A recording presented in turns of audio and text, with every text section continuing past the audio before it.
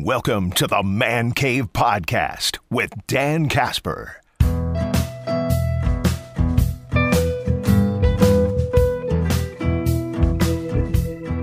What's up, everybody? Welcome to this episode of the Man Cave Podcast, brought to you by Hy-Vee and Toyson Ford. Dan Casper here with you, as always, for every episode of the podcast. Appreciate you tuning in and checking us out. Brandon Berg is going to be joining me here in just a bit. We're going to talk some baseball, throw some hoops talk in there as well, and plus a trade by his team, the Vikings and such. So we'll get to that coming up here in just a sec. But I want to lead things off talking a little football and Bears making a trade. No, not trading Justin Fields, not trading the first overall pick, but acquiring wide receiver Keenan Allen from the Los Angeles Chargers. Almost said San Diego Chargers there. But the Bears acquiring Keenan Allen for a fourth-round pick. Now, if you remember the other day, we were kind of talking about how the Chargers were looking to shed some money. They had some big-time cap hits. They released Mike Williams. Joey Bosa was on there. Khalil Mack had a big cap hit. And Keenan Allen was the other guy. And they released Mike Williams, and they're doing some restructurings with like Khalil and such. And you figured, okay, they're good now. No, they traded Keenan Allen, so you got Justin Herbert saying, "The heck, guys, where's my dudes? Who am I throwing to?" But the Bears acquiring a guy that has been one of the better wide receivers for a long time. He's going to be 32, so he's a veteran. But he's coming off of a season with over 100 catches, over 1,200 receiving yards, 7 touchdown catches. I think one of the better route runners in the game, up there with Devontae Adams. I like this move if I'm the Bears, and I think this is a move that tells us exactly what they're doing, which is no big surprise. But they're going to draft Caleb Williams, number 1 overall. And they're going to surround him with DJ Moore, who they picked up last year, and now a veteran wide receiver in Keenan Allen. Surrounding him with some targets, with some guys over there. And, they just picked up Swift and free agency, running back and that. So this, I think, tells us exactly what the Bears are going to be doing. They're going to be surrounding their new rookie quarterback with some weapons, with some guys to get the ball to. And that's exactly what they should be doing. If I'm a Bears fan this morning, I'm liking some of the moves that my team has done, making sure that they're putting some veterans around their new quarterback coming in the next little over a month here. And I think when you look at what free agents, what this week has done for teams in the NFC North, I think it's setting up to be a very interesting division. Now, I'm not going to say I don't think it's going to be, like the AFC North where there's just like boatloads of talent, but I mean, even with the Vikings losing Kirk Cousins, I thought they'd done some nice things in free agency too. I thought they did some nice things. Obviously, we know the Aaron Jones signing, bringing him over for a year. They just picked up Jerry Tillery, who was a former first-round pick from the 2019 draft. And I know he's kind of been Chargers and Raiders and such. Blake Cashman, linebacker, coming over. Van Ginkel, the former Badgers, coming over. Jonathan Greenard, who's coming off of 12.5 sacks from the Houston Texans. Obviously, Sam Darnold's probably going to be a bridge quarterback. But they may not be all sexy moves from the Vikings, but I think there's some nice, solid moves. So when you look at that, you look at what the Bears have kind of done now, bringing in Keenan Allen. They got their new running back. They already had DJ Moore on there. You put Caleb Williams into that. I kind of like that too. Now I know they've got some other holes that they probably have to work on and upgrade, offensive line, defensive, and such. They're keeping Jalen Johnson, one of the better corners in the entire league. And then you look at Detroit coming off of an NFC Championship game. Detroit probably going to be the favorites heading into the season again this year. And then, of course, Green Bay with Xavier McKinney and Jacobs. I think this NFC North is going to be kind of fun to watch. And I think it's going to be maybe a little bit more competitive than we maybe initially thought just a week ago. And we're not done yet. That's the thing, is we're not done yet. We got the draft coming up next month. Heck, we've got maybe the second wave of free agency coming down the wire here too. So I'm kind of intrigued with this NFC North right now. I really am. Again, I don't want to compare it quite yet to the AFC North, where the AFC North, where they've got, it seems like they're going to be 4 teams competing for that division championship, and maybe 3 teams coming out of there that can make the postseason and that. But I think this NFC North is going to be a scrappy division. They might finish out the way that a lot of people are thinking. Detroit's still at the top, maybe Green Bay at 2 and whatever. But I think it's going to be scrappy. So I think we've got to pay attention to this. If the Bears can do this right, and they can do Caleb Williams right, and put him in a position to succeed, finally putting a quarterback in a position to succeed. We'll see what the Vikings do by bringing in whatever rookie quarterback they're going to draft. I think we all assume it's going to happen. Is it going to be a first-round one? Are they going to move up in the draft to grab one of those top ones? Or are they going to see if one falls down to them? Does Sam Darnold have a Baker Mayfield type of performance in him where maybe he surprises everybody and can earn himself a big contract? Who knows? We won't know until the games actually start. But we'll see. We'll see. And I don't think the Packers are necessarily done either. I know now you're kind of looking at the free agent market. You're starting to see a couple more safeties getting picked off the board. Cameron Curl's going to the Rams. Your linebackers really kind of got picked up yesterday and such. So, Devin White's going to the Eagles.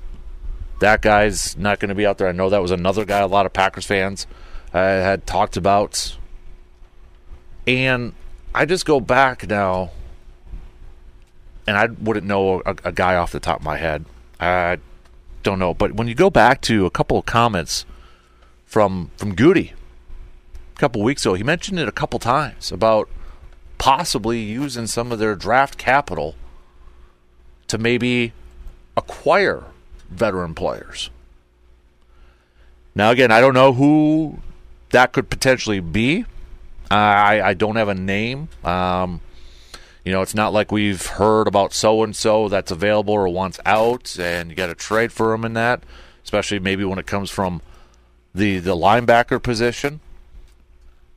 But maybe that's something we kind of have to pay attention to as well.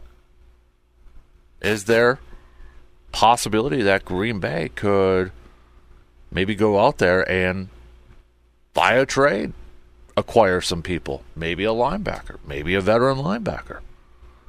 Because if you go to NFL.com's top 101 free agent list, of their top 101, they had 13 off the ball linebackers on there. All of them signed up. All of them re-signed with their teams, or they've already got their new team. So now you kind of have to get a little bit more creative potentially here.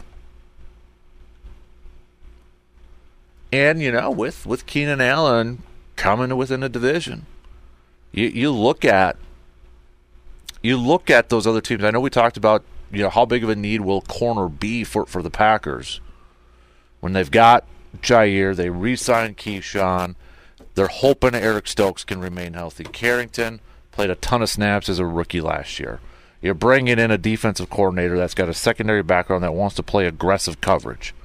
And you look at your division, and you look at the receivers. I know a lot probably depends on the quarterback too, but I mean, just look at Minnesota. Right now it's Justin Jefferson and Jordan Addison. Detroit, St. Brown, Williams. And now in Chicago, Keenan and DJ Moore.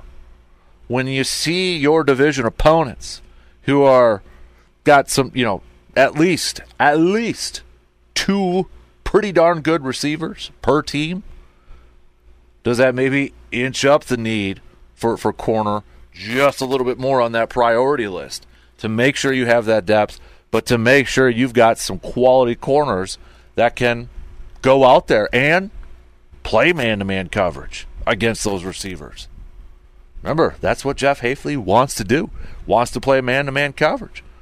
Wants to play aggressive coverage. And when you're looking at your division and they're at least 2 deep at the wide receiver, even a little bit more when you kind of really look back at it, but the top 2, pretty darn good. You want to make sure that you've got adequate corners. Not just adequate corners, good corners. So, I mean, there's still some veterans out there. If they're looking at the corner market, if they want to bring in another veteran, maybe it's another rookie over there. I mean, if you want to go a little bit older, you got Gilmore, 33. Steven Nelson, 31. Christian Fulton, 26. And he was a guy, I was reading a little bit about him last night, but he was a guy that was trending towards like, oh, this is going to be maybe a nice, a top free agent, but he had a disastrous year this last year. Got benched and such. You got Odore Jackson, Tre'Davious White, but he's been really injured. ACL, Achilles. So, I mean, you got some options out there, right? You got some corner veteran options out there if that's the direction they go, or maybe they just kind of look at the draft coming up here. But I think now you kind of have to look at like your division, like, oh, okay, we've got to make sure we got some depth, especially if we are going to be a little bit more aggressive with our corner play. A.J. Dillon back in Green Bay again. It's that rare 4-year qualifying offer, and if you're not familiar, and I'll tell you right now, I was not familiar with the 4-year qualifying offer, and apparently it's something new from the previous CBA, collective bargaining agreement, so I had to rely on people who were much smarter than me to figure out what this qualifying offer was. So even though it's a 4-year qualifying offer, it's a 1-year deal. The reason they call it a 4-year qualifying offer is because it has to go to a guy who's got 4 years of service in the NFL. So it's a 1-year deal. You're talking about a maximum potentially of about $2.7 million. But this type of a deal is also very beneficial to teams' salary caps. Because I was looking at this, so the maximum potential cash that A.J. Dillon could make is about $2.7 million. But the maximum potential cap hit would only be about $1.29 million. Think about that. Just a cap hit for A.J. Dillon is going to be $1.29 million. Now, I don't know what kind of other deals or offers A.J. Dillon might have had from other teams. We know he wants to stay in Green Bay, wanted to stay in Green Bay, mayor of Door County for crying out loud. I don't know if he turned down money. It kind of seems like maybe he potentially turned down maybe even a little bit of a longer contract or a little bit more money or such. But for a $129, $1,029,029 cap hit, I'll take that any day of the week for A.J. Dillon. I know the last couple of years kind of been a little down, right? It's been down. But he had good moments last year. It seemed like he was towards the end of the season there too. Before he got hurt, started to kind of get in a little bit of a groove here. And I think, again, this just provides a little flexibility when it comes to the draft. Now, I think they got to go out there and get a speedster, maybe a scat back type of running back. But it doesn't necessarily back them into a corner, back them into, in a situation where, like, dang, we really got to get a running back here, so we may have to draft a little bit higher for a guy, even though the value isn't quite there. Gives them a little bit more flexibility. Still think they need that scat back, but bringing a guy like Dillon, I think he still has value within this type of offense. Now, I don't think he's going to be taking snaps away from Jacobs. I don't think we're going to see that. I don't think you're going to see as much mixing and matching as maybe we saw with Jones and with Dillon. But I got no problem with A.J. Dillon coming back for that cap hit of just $1.29 million. And I am even more elated that he's back because he's Hudson's favorite player. So I still think there's moves to be made for Green Bay. I'm still looking at the safety market. Cameron Curl just signed a 2-year deal worth up to $13 million. Now, that doesn't necessarily mean it is $13 million. It's up to $13 million. You still got Julian Blackmon out there. You got a veteran in Justin Simmons. You got Jordan Fuller, who's still out there. Do they bring back another veteran, Micah Hyde? Which I know this team has really gone the young route. When you look at the average age, Kenny Clark and Preston are the oldest ones, 28 years old. But Goody has also shown that, if there's a veteran that's still playing at a high level or feels like there's a benefit to him, he'll bring him. Remember Tramon Williams? Twice he did it. First year coming in when they had Jair as a rookie, and was it Devon House that they brought back? And they brought back Tramon Williams. And then it was 2020. They brought him back again even though he didn't play. Remember that was like right before the NFC Championship game? I think he got released by Baltimore and then picked up and brought into practice that whole week and ended up not playing anyways.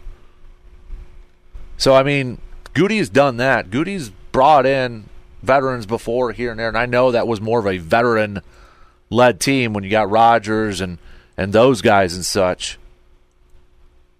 But when you look at some of these safeties, or even the other potential free agents out there, if there's a guy that's at the age of 30 or over 30 and it could be a potential depth piece, I wouldn't necessarily cross him off the list like, yep, that Green Bay is going to go after a guy like that. I'd back up a little bit. Quick break, and let's get Brandon Berg on after these quick words. Perks. I love Perks. You love Perks. We all love Perks. And one of the best perks you can find in the Chippewa Valley is Hy-Vee Perks. Hy-Vee Perks is a free and easy program for Hy-Vee shoppers. Access exclusive Perks prices, earn discounts on gas when you purchase designated products at Hy-Vee, and save more with exclusive deals, offers, and rewards. The best part, it's free to join. Not a part of Hy-Vee Perks yet? No worries. Just stop by Hy-Vee in Eau Claire to sign up. Start taking advantage of the best shopping deals in the Chippewa Valley right now with Hy-Vee and Hy-Vee Perks. Are you thinking of taking a spring break trip this year? Or maybe you're already eyeing up that summer vacation, but you're not quite sure if you have the proper transportation for those road trips. Hey, that's where Toyson Ford can help you. Toyson Ford has a wide selection of new and used vehicles for you to check out. And at Toyson Ford, they treat you like an honored guest. They will work with you on financing no matter what your budget may be. So if you're looking for that new vehicle this year, head to Toyson Ford, located at 1000 Chippewa Crossing Boulevard in Chippewa Falls. Devin Williams news kind of a blow, right? Big time blow. It sounds like maybe June-ish to come back here. I know a lot of people are kind of wondering about, okay, who's the next closer? But you listen to Pat Murphy's comments the other day, it almost seems like that might be a bunch of guys, right, at this point. Yeah. I mean, there's no doubt about it. I mean, it sucks. I mean, it's it's a gut punch a couple weeks from spring or from the start of the season. So, but I mean, the one thing I will say, trying to be the eternal optimist I am, if there is one position you would expect that the Brewers could just kind of find a way to make it work for a few months, it would probably be relief pitcher because they just seem to find them all the time. But it's just I think it's, like you said, it's just going to put a little bit more on several people as opposed to just throwing it all on one shoulders. I mean, I think Yoel Payamps is probably going to get a lot of that. He's, Could Uribe be that? He could be. I mean, he's certainly got the stuff for it. It's just a matter of, even going back to Craig Counsell last year, but with Pat Murphy now, it seems like they're very cognizant of the fact that, he's just a younger guy. And sometimes, as a younger guy, his engine kind of runs a little hot. Because, he's a younger guy.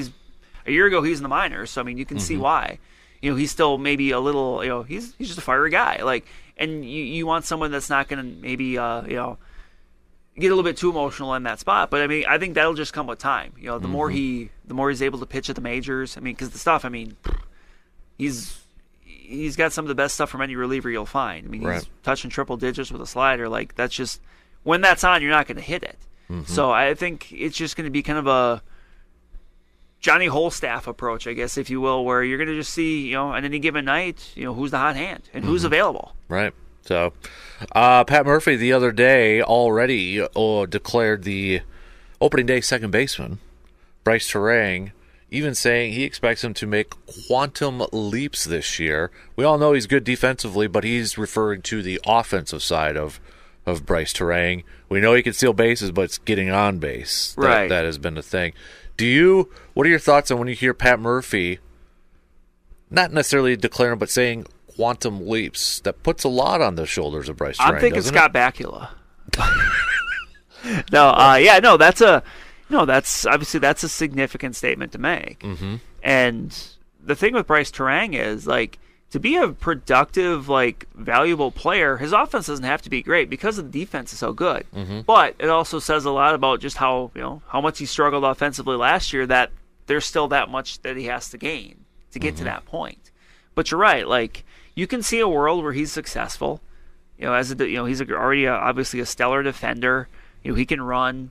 So you're talking about a guy, and he's going to hit near the bottom of the lineup. But you're just looking for. And the big thing with him is just being able to hit heat, being able to hit fastballs. You look at his numbers last year against fastballs, and it's not great.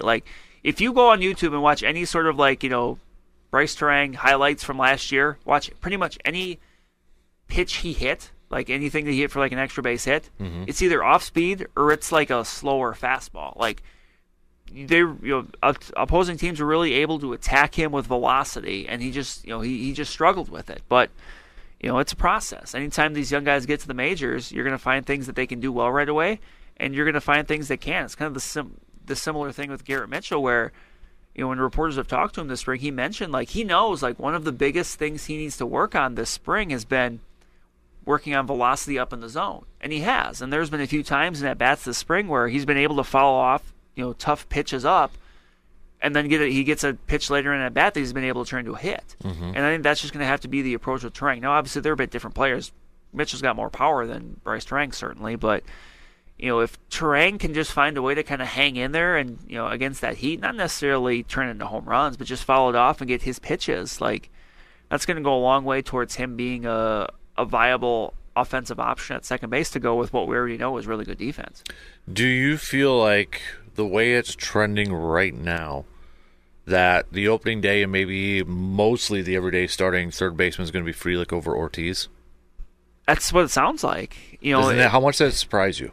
A little bit, because in spring training you hear about kind of players doing certain things, and you always wonder how much you put into it. But from everything I've heard from the coaching staff, not just Pat Murphy, but even just Matt Erickson, who's kind of their a position fielding coach.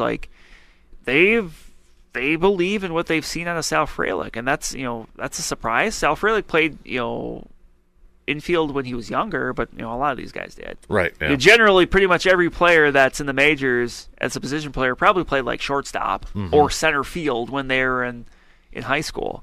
So, but it's interesting. That's, and so far you look at, for what it's worth in minor or in spring training action, Sal Frelick has held his own. He hasn't done anything that makes you think he can't handle it, but you just, there's no substitute for just seeing it in a game, like in a regular season game. So, but it sounds like, he's going to get that opportunity. So does that tell you, because Ortiz is known for he's a plus defender, right? I mean, does that tell you anything where they feel like maybe Frelick is the better option offensively than Ortiz right now? That's probably got something to do, especially against righties. I could see that being a platoon at third, where you have Frelick against righties and then maybe Ortiz against lefties.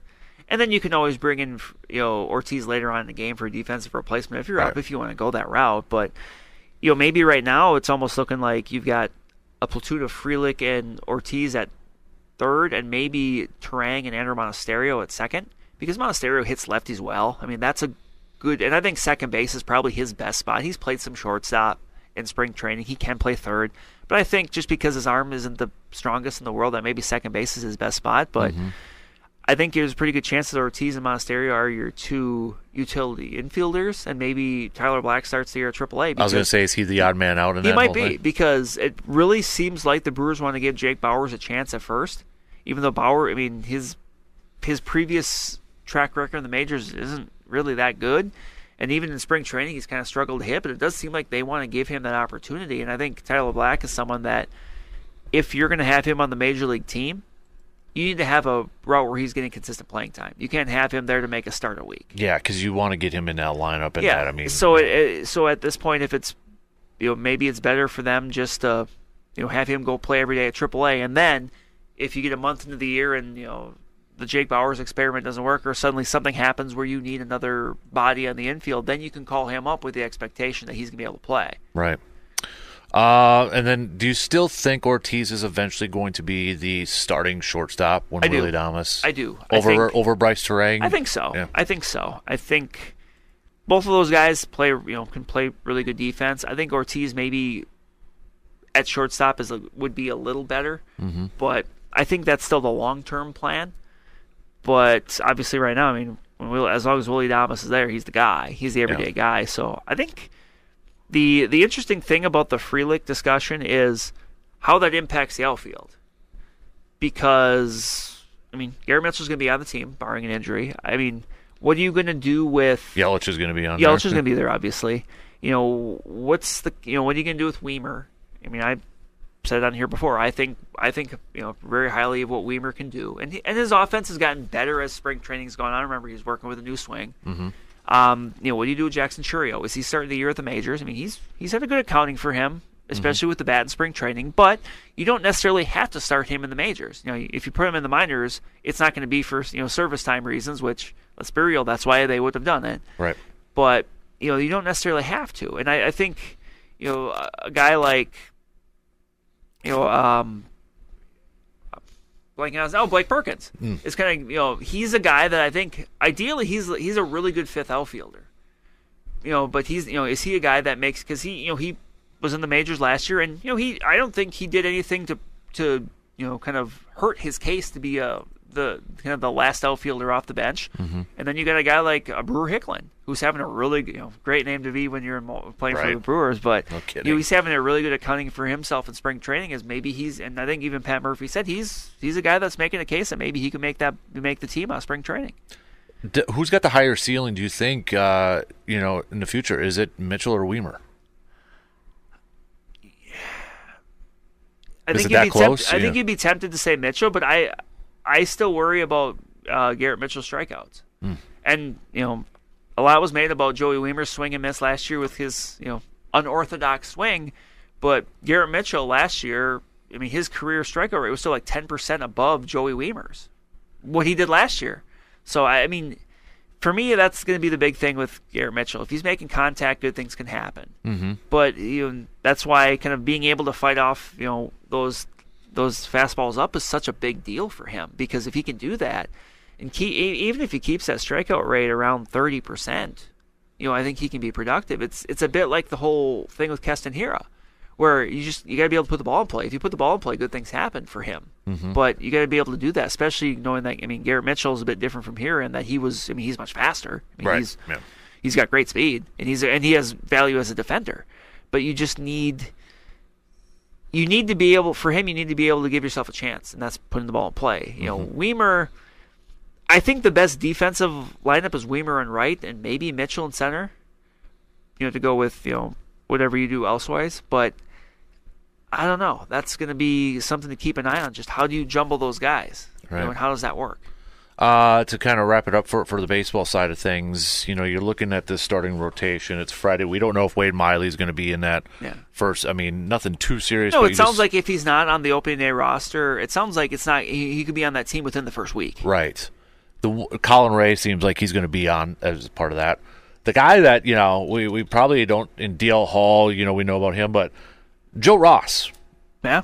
Joe Ross, who's been out of Major League, from the upper for a couple years now, and it seems like the Brewers are going to give him a shot to be in the starting rotation, but the last time we saw him was in 2021 with the Nationals, I think. Yeah, it's been a bit. He's had some arm injuries, but he's come back. Last year he was in the minors with the Giants, and his velocity on his rehab starts was really, really good. Mm-hmm.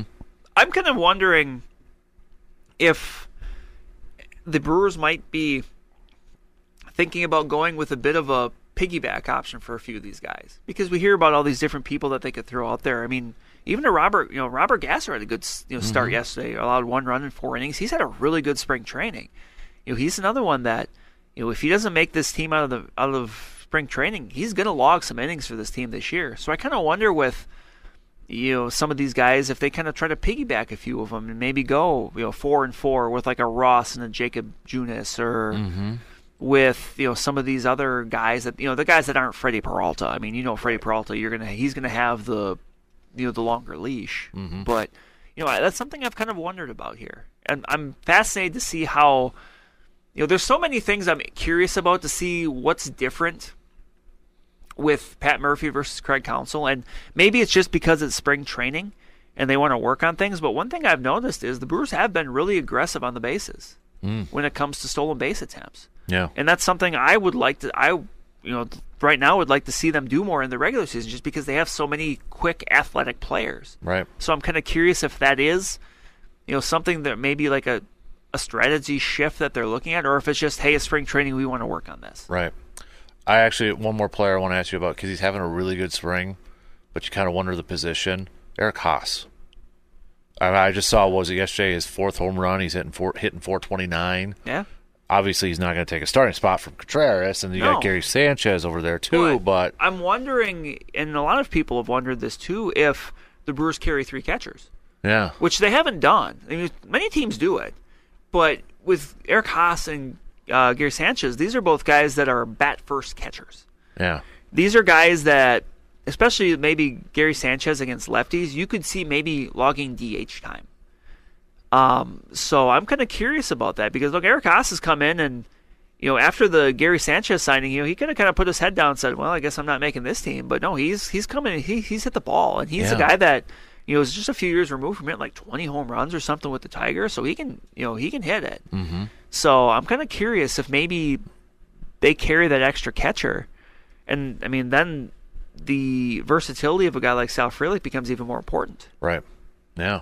I saw that the other day. I'm like, it's kind of, maybe kind of quietly too, having a really good spring. Because we focus on just, general fans. We focus on the big names, obviously. Right, but he's a guy that's, he's done, let's put it this way. I think he's made a big league roster for himself right now in spring, whether it's Milwaukee or it's somewhere else. And that's all you can do when you're in that spot he's in. He's done a great job with that. Mm-hmm. All right, Brandon, transitioning for a little bit here to some Bucks. Bucks picking up the win against the 76ers. They're still in that 2nd seed. Boston's already clinched a playoff spot. They've already clinched a playoff spot. There's been 2 teams already eliminated from the playoffs, Washington Wizards and the San Antonio Spurs. Already eliminated. So, jeez, Victor Wembanyama, come on. I'll say it. Popovich, dude, when do people start talking about that? It's kind of Bill Belichick-ish. Right. A little bit. But, I know there's been that West Coast road trip wasn't the greatest for the Bucks over there. But, we knew this was going to be a tough stretch. Like, I don't want to like overreact to a whole bunch here, but I'm really looking forward to that Wednesday game against Boston. Yeah, I think that's kind of a let's see. You know, like, okay, like you've had all of this stuff happen in these last few months, and that's you know, you don't want to make it a bigger deal than it is because it's a regular season game, but like that's kind of the okay.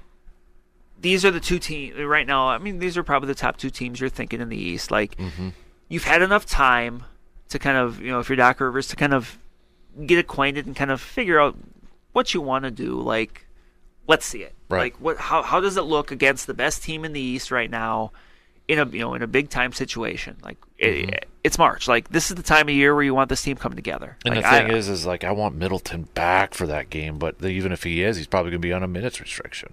Yeah. You know, and I know Doc is getting he's kind of joked around with it too, but he keeps saying it's close. It's close. It's close. It's been close for like 12 games, it seems like, at this point, or whatever it's been. But that you wish you had a full healthy squad for that, just to kind of see them how they match up for a game like Boston. Yep. So, but we're a month away now from just left of the regular season. We're getting down to it at this point, for crying out loud. So I agree with you. I think Eastern Conference, no offense to like Cleveland and all that, it's still to me a 2-team race. Boston's tier 1, Milwaukee's like tier 2, and then just maybe outside that tier 2 is like Cleveland and that. 76ers as well. Joel Embiid is completely different at this point. So, all right, you want to? It involves your team. It does. Yeah. So go for it. We have a. I should have had a. Oh, that's the pick is in. Oh yeah, we have a draft. We have a NFL draft trade. Yeah. The Vikings have picked up another first-round pick, number 23 from the Texans, in exchange for basically the Vikings' second-rounder this year, next year, and then a later pick this year as well. What do they think this is, draft day for trading second-rounders? Do they want that this? Wisconsin quarterback? Do they want Tanner Mordecai? I mean, okay, let the speculation begin. Are they accumulating first-round picks to move up? Yes. The only other thing I can think of is, like, they really like either Nix or Penix. And they think, like, hey, we can maybe reach for them a little bit 11 and then use that other one on, like, defense, and then that's essentially your draft. Because Vikings don't have a third-round pick. So that's still from the T.J. Hawkinson deal. So, right now they would – let's put it this way. Right now they don't have a day 2 pick. Minnesota does it? They don't. Okay. Because their second was in this deal. Their third was the Detroit. I want to see the Jimmy Johnson trade value chart. I feel like Houston got hosed in this thing. Let's put it this way. I really like this for Minnesota. I don't mind giving up the second round. No, that's if I'm Minnesota and I'm like, okay, you got a 1. They got a 1, and then like a really like a 7th round pick. Yeah, which doesn't matter for 2 2s and a 5. It doesn't say the round here, so I think pick number 188 is the 5th. Yeah, I like this move. This is I feel like Houston got hosed a little bit, especially if it ends up that they package them together to move in. If they can move into the top 3, then I absolutely love this move. I think if it's top 3, it's got to be New England, right? Yeah, because I don't think Washington's traded that. No. I don't think so. Like, no, and New England then, I mean, you could make a case for New England that, I mean, if they want to trade down, because if they decide they don't want a quarterback this year, and you say, well, if they need a quarterback, why would they want one? Because their roster's depleted. They need a lot of help. You know a good way to help with that? 2 first-round picks. Yeah, that's wow. Okay, I was really hoping it was a Green Bay thing, but I could see you getting antsy over there, and I'm like, so I got to check this out. And oh boy, you got to be. I could tell in the tone of your voice, you're pumped right now. You're pumped. I am. So I mean, okay, so that's. Let's just call it what it is. They're going to move up to number 3 or 4, 3 or 4, right? Because Arizona's at 4. I would prefer 3 if they could. Yeah. Because if you're moving up, as I've said before, I want to move up for those top 3. I got a feeling too. You don't make this move unless you've had preliminary discussions with Elliott Wolf in New England. Right. Like you don't make this move without thinking, okay, you call, hey, what's it going to take to go up to, number 11? Well, it's going to take 2 first rounders and all this. Then you make a trade. You don't make the trade. And then you say, hey. You say, okay, well, let me go work on that. Yeah. And this is a move I feel like if you're going to make it, you make it before the draft. Yes. You don't make it the night of, because honestly, the price goes up the night of. It's almost like a... You know what? we were talking about this guy. This is kind of like when San Francisco moved up to number 3. Kind of is. And To get Trey Lance. and this has obviously happened for quarterbacks. The Rams did it with Jared Goff. Yeah. Oh, wow. So we're going to have 3 quarterbacks taken in the first 3 Woo! picks. Caleb. I still think Drake May. I like Drake May more than Jane Daniels. Yeah. So, I mean, would that mean Jane Daniels? You know what? He has some holes in his game, but I would be happy with that. Okay. Because I think there's also a lot of playmaking ability. You just got to get him to stop taking so many hits. He takes a lot of unnecessary hits. You just got to say, dude, get rid of the ball. Maybe that would make Justin Jefferson a little happier to have LSU guy over there, too. So, wow, NFC North, man. What a crazy... It's an arms race. It's the changing of the guards with some quarterbacks here, except for Detroit. It's funny because when I was on last week, I said, look, by the next time I'm in here, things could look very different for our teams. Yeah. And they do. They absolutely do. A lot can change. You've got another first-round pick. We've got a high-priced safety and a brand-new running back to toy with. So. Yep. All right, that is going to do it for us on this episode of the Man Cave Podcast, again brought to you by our good friends from Hy-Vee and Toyson Ford. As always, if you've got a few seconds, if you could give us a 5-star rating and a positive review wherever you listen to your podcasts, like Apple and Spotify, so others can find the podcast. And don't forget to click that subscribe and follow button so you never miss another episode. Until next time, I'm Dan Casper, and I will talk to you on the next episode of the Man Cave Podcast.